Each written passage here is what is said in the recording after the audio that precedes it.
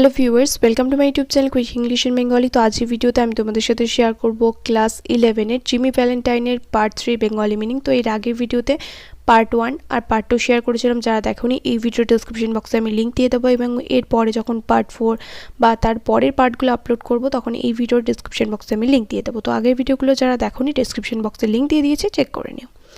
তো চলো আমরা পার্ট 3 শুরু করি। Ben Price knew Jimmy's habit. Ben Price জিমির স্বভাব জানতো। হ্যাবিট মানে স্বভাব বা অভ্যাস জানতো। He had learned them while working on the Springfield case. Springfield কাণ্ডে কাজ করার সময় সে এই অভ্যাসগুলো বা এই স্বভাবগুলো, জিমির যে স্বভাবগুলো সেগুলো সম্বন্ধে ও জেনেছিল। Long jumps, quick getaways, no confederates and a taste for good society, this ways had helped Mr. Valentine to become noted as a successful dodger of retribution. Long jumps মানে হচ্ছে লম্বা লাফ, আর তারপরে কী হচ্ছে কুইক গেট অ্যাওয়েজ মানে দ্রুত চম্পট, মানে কোনো একটা কাজ ছেড়ে দিয়ে দ্রুত সেই স্থান থেকে প্রস্থান করে দেওয়া। নো কনফিডারেটস মানে কোনো রকম কাজে কোনো সঙ্গী না রাখা, মানে ম্যাক্সিমাম ক্ষেত্রে চোর চুরি করলে তার সাথে আরও সঙ্গী থাকে, এবার সেই যদি ধরা পড়ে যায় তাহলে চোরও ধরা পড়ে যাবে, তার জন্য ও কোনো সঙ্গী রাখতো না, confederates. And taste for good society, এবং সে কী করতো সভ্য সমাজে মানে ভালো সব সোসাইটি সেখানে মেলামেশা করতো, যে চোর ছাচরদের সাথে থাকছি সেরকমটা করতো না, মানে যেখানে বাগলার্সরা থাকে, আরও অনেক বাগলার্সরা থাকে ছোটোখাটো যারা চুরি করে তাদের সাথে রয়েছে, সেরকম থাকতো না। ও কী করতো মানে ভালো সোসাইটি বা ভালো সমাজে থাকতো। This ways had helped mister Valentine to become noted as successful dodger of retribution, এবং এই অভ্যাসগুলোই তাকে কঠোর শাস্তির হাত থেকে সুকৌশলে বেরিয়ে আসতে সাহায্য করেছে। মানে ভালো একটা সোসাইটিতে থাকলে, ভালো একটা সমাজে থাকলে, পুলিশ যদি তোকে ধরে তাহলে সবার চারপাশের লোকও বলতে পারবে যে ইনি তো এই কাজটা করেন, ইনি তো ভালো মানুষ, তাহলে পুলিশেরও বিশ্বাস হবে না যে ইনি চোর নয়, তাহলে হয়তো অন্য কেউ চুরি করেছে। তো এর জন্যই কিন্তু একটা ভালো একটা সোসাইটি জিমি সবসময় ওখানে গিয়ে থাকে এবং সেখানে গিয়ে চুরিটা করে।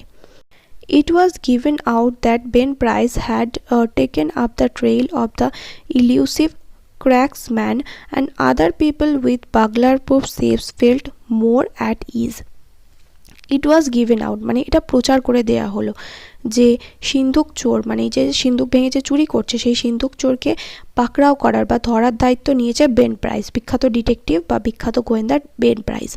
এবং এটা হওয়ার পর যারা এই যে সিন্ধুক বাগলার প্রুফ মানে চোর মানে চুরি নিরোধক যে সমস্ত সিন্ধুকরা যে মালিকরা রাখতো তারা অনেকটা বেশ স্বস্তি বোধ করলো যে হ্যাঁ, তাহলে বেন প্রাইস যখন দায়িত্বটা নিয়েছে তাহলে নিশ্চয়ই জিমি ভ্যালেন্টাইনকে বা চোরকে ধরতে পারবে যে চুরিটা করেছে, তাহলে আমরা এখন নিশ্চিন্তে থাকি। ইজ মানে হচ্ছে স্বস্তি অনুভব করো। One afternoon, Jimmy Valentine and his suitcase climbed out of the mail hack in Elmore, a little town 5 miles off the railroad down in the blackjack country of Arkansas.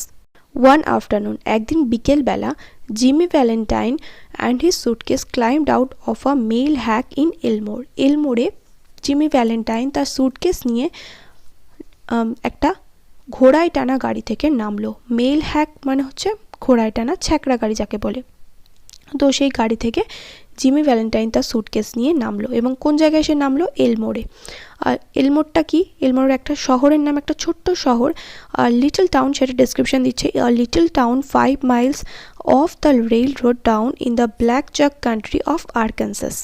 Rail road থেকে 5 mile দূরে একটা ছোট্ট শহর, যেটা কিনা আরকানসাসের যে Arkansas black country, এখানে দেখো রয়েছে ব্ল্যাক জ্যাক কান্ট্রি, মানে তাসের যে জুয়ারি, সেই তাসের জুয়ারিদের দেশ আরকানসাসের এলমোরে সে এসে নামলো। একদিন বিকেলবেলা জিমি ভ্যালেন্টাইন তার সুটকেস নিয়ে একটা ছ্যাঁকড়া গাড়ি থেকে নামলো এলমোরে। এলমোরটা কি? এলমোর হলো একটা ছোট শহর যেটা রেল স্টেশন থেকে 5 মাইল দূরে, এবং সেটা আরকানসাস প্রদেশের তাসের জুয়ারিদের দেশ। Jimmy, looking like an athletic young senior just home from college, went down the broad side, এখানে broad মানে হচ্ছে চওড়া, broad side walk towards the hotel. জিমিকে দেখতে কীরকম লাগছিল? যে সদ্য কলেজ থেকে ফিরছে এরকম একটা তরুণ যুবকের মতো দেখতে লাগছিল, এবং সে ফুটপাতের যে চওড়া রাস্তা, মানে ফুটপাতের এক পাশ দিয়ে যে চৌরাস্তা, সেই চওড়া রাস্তা দিয়ে হোটেলের দিকে এগিয়ে গেল। A young lady cross the street, একজন তরুণ যুবতী রাস্তাটা পার করলো। Past him at the corner and entered a door over which was the sign Elmore Bank. একজন তরুণ যুবতী রাস্তা পার করে রাস্তার এক কোণে তার পাশ দিয়ে চলে গেল এবং যুবতীটি একটা দরজা দিয়ে ভিতরে ঢুকে গেল এবং এই দরজাটার মাথায় লেখা ছিল, একটা সাইনবোর্ড মধ্যে লেখা ছিল দ্য এলমোর ব্যাংক, অর্থাৎ যুবতীটি এলমোর ব্যাংকে প্রবেশ করলো। Jimmy Valentine looked into her eyes, forget what he was and became another man. Jimmy Valentine তার চোখের দিকে তাকালো এবং ভুলে গেল যে সে কি, মানে সে যে একজন চোর সেটা ভুলে গেল। অ্যান্ড বিকেম অ্যানাদার ম্যান, এবং অন্য একটা লোকে পরিণত হলো, মানে এই মহিলাটার প্রেমে সে পড়ে গেছে।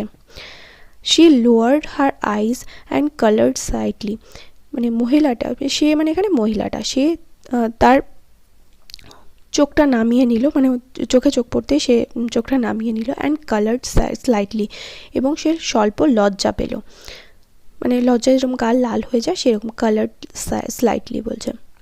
Young man of Jimmy style and looks were scarce in এলমোর।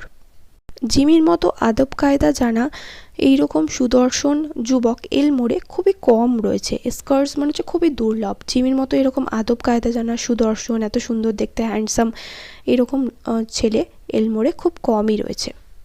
Jimmy collared a boy loafing on the steps of the bank as if he were one of the stockholders and began to ask him questions about the town, feeding him deams at intervals. Jimmy collared a boy loafing on the steps of the bank. Jimmy ওই ব্যাংকের সিঁড়ির উপর ঘুরঘুর করতে থাকা একটা ছেলেকে চেপে ধরলো। কলার্ড মানে হচ্ছে তাকে চেপে ধরলো as if he was one of the stock holders মানে হচ্ছে অংশীদার, যেন এমন আভাব করছিল যে সে ব্যাংকেরই একজন অংশীদার। And began to ask him questions about the town, এবং তাকে শহরটার সম্বন্ধে প্রশ্ন করতে শুরু করলো। ফিডিং হিম ডিমস অ্যাট ইন্টারভেলস, এবং তার মাঝে তার হাতে সেই কথাবার্তা চলতে চলতে তার হাতে কী করলো, সেই ভাগে 10 সেন্টের একটা পয়সা তার হাতে গুঁজে দিল। এখানে ডিমস রয়েছে, ডিমস মানে হচ্ছে 10 সেন্টের একটা পয়সা। এর পরেও এখানে ওয়ার্ডটা পাবে, ডিমস মানে হচ্ছে 10 সেন্টের পয়সা তাকে গুঁজে দিল। এখানে তো হয়তো তোমাদের এমসিকিউতে দিতে পারে 10 সেন্ট লেখা থাকলো, তখন কিন্তু এই অপশানটাই হবে, 10 সেন্টের পয়সা তার হাতে গুঁজে দিল।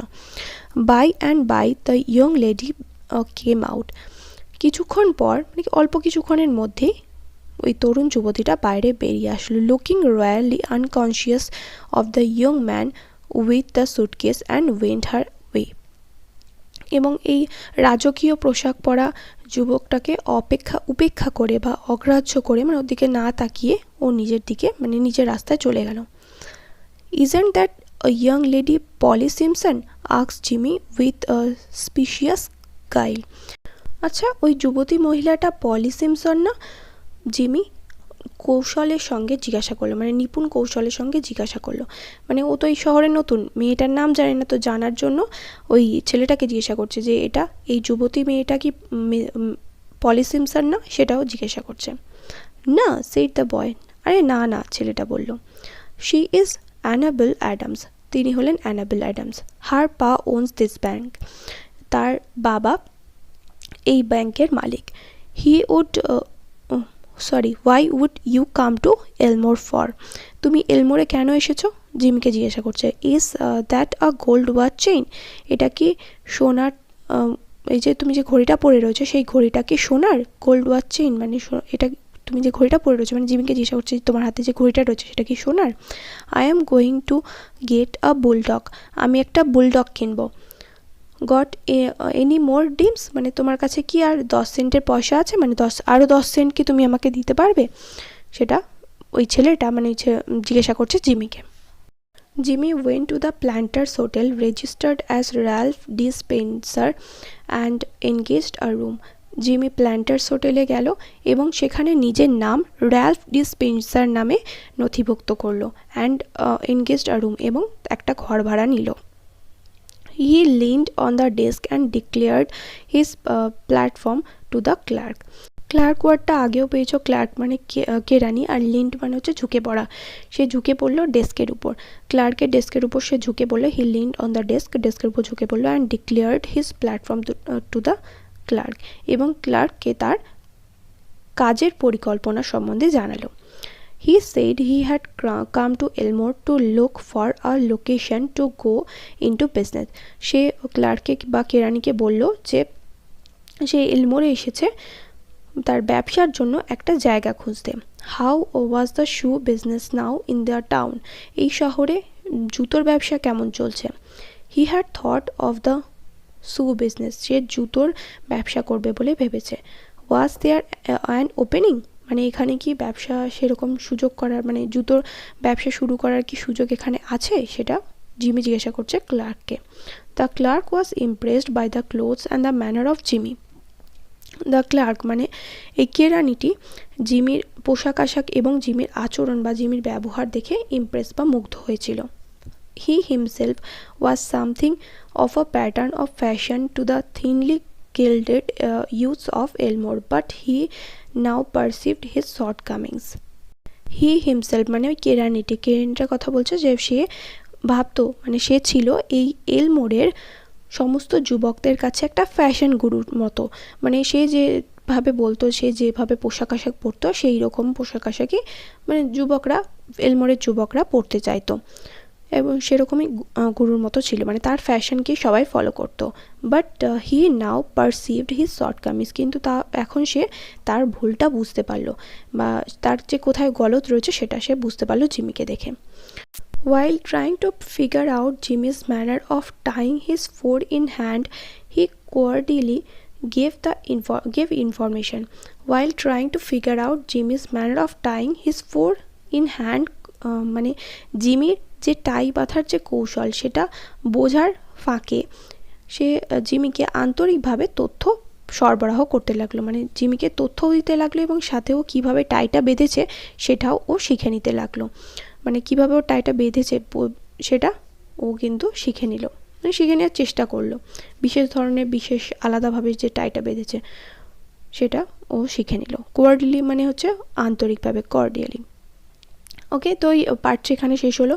নেক্সট পার্টে পার্ট 4 আসছে, দেখা হবে নেক্সট ভিডিওতে। Till then by.